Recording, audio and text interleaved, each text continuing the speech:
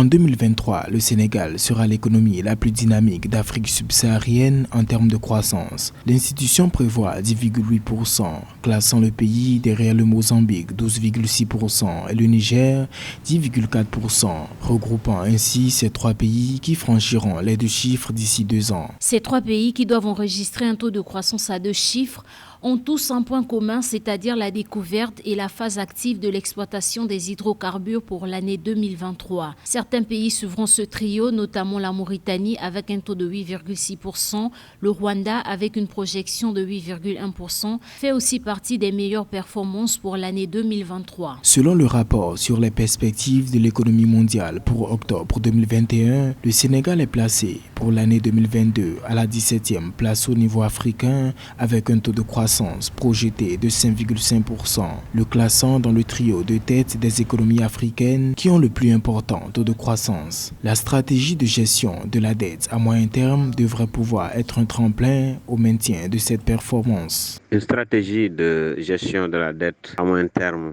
peut être effectivement un outil efficace de pilotage avec le niveau de dette intérieur, surtout au Sénégal, ou avec les plaintes de beaucoup d'entrepreneurs qui disent être oubliés par l'État après avoir exécuté des marchés, sans compter bien sûr les bons de trésor. Donc parfaitement, si cet outil est mis en place, ça permettra une meilleure perception de ce que l'État doit à ces entités-là. Mais c'est aussi une façon aussi de mobiliser l'épargne intérieure, en misant bien sûr sur les marchés domestiques. Cependant, on note une reprise graduelle de l'activité et la mise en œuvre des mesures de soutien à l'économie, notamment la multiplication des partenariats publics-privés, la facilitation de l'accès au crédit, la promotion de l'emploi des jeunes et des mécanismes de financement.